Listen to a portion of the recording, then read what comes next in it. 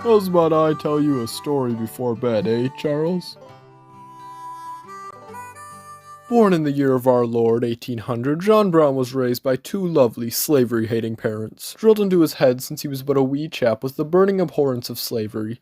An abhorrence so spicy it would make the hottest star sweat itself silly. Yes, John Brown hated slavery. Old Johnny Boy settled down and married Mrs. Lusk before having 7 kids. One night he saw a vision of him freeing slaves, which inspired him to do so. He assisted Mrs. Harriet Tubman in the Underground Railroad, where he helped free roughly 2,500 slaves. Lord, that's the population of Buckhorn. Besides that, one day some people approached John Brown. Hey, John, there's some Injuns over yonder who hunt in me fields. I was wondering if you'd shoo 'em away for me, would ya? Oh, God is my witness, I'd rather shoo you away. Begone!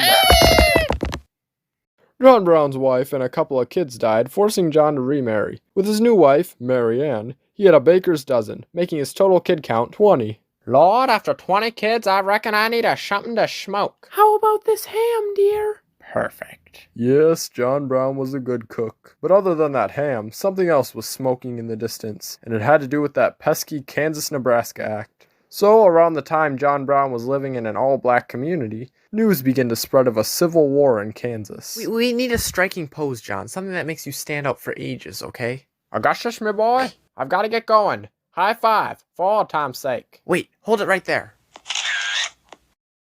By the time he had reached Kansas, pro-slavery ruffians had attacked the anti-slavery portions. This was right around the time John Brown's beloved pa died as well. He also saw another vision where God himself told John Brown he was an instrument of God, and not just a lame instrument like a flute, a cool one like a trombone. So there, the trombone, or John Bone as he liked to be called, declared, "Here, before God, and you slave-holding ninny hammers, I consecrate my life to the destruction of slavery." John Brown led an attack on those slave-holding ninny hammers, killing 5 of them.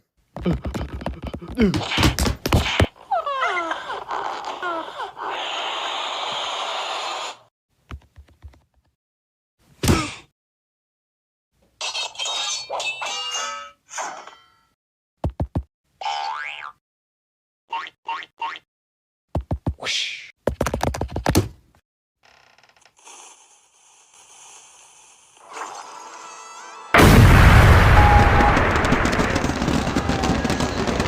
Now, old John Bone wasn't done just yet, because God had also informed him of a top-secret mission. He was going to march to the south, steal all the weapons, break out the slaves, and then trot away gracefully as king of the land.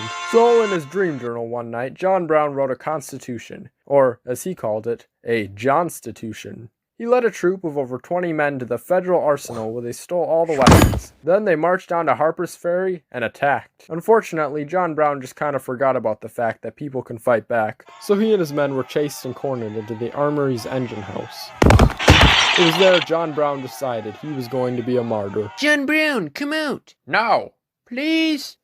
No. You couldn't beat my men even if you tried. And if you did, I'd be a martyr. And we're coming in. I'd like to see you try. John Brown, you are guilty of treason for killing 5+ American men. You admitted yourself in this picture. What do you have to say for yourself? I, John Brown, am now quite certain that the crimes of this guilty land will never be purged away but with blood. I was sent here by God to get the ball rolling on the long and bloody trail to ending slavery. And that ball is rolling to victory. Hurrah! And later on, turns out John Brown's specialty smoked ham had a secret ingredient. It was rat poison. That's probably why half of his family died and the other half were loons. It also explains the visions, too. You know, I think I saw it at one of them funny magazines in line at the Foodway. So he was just a nut? Well, he had good morals. Grandpa, why are you telling me this story? Because, Charlie, you are a descendant of John Brown. You see, for years now, John Brown's descendants have stood, hating slavery, and waiting patiently for those pro-slavery ninny hammers to return, because they knew they would. And now they've come back with a vengeance, which means you will have to lead a group to fight back against the ninny hammers. Tomorrow, Charlie Brown. Well, my childhood has come and went. Now I have to lead an army to war, Linus. The ninny hammers are back. Aw, man. Snoopy's waiting for me now. If I don't make it, fly a kite for me, will ya? I salute you, Charlie Brown. Goodbye. Yeah.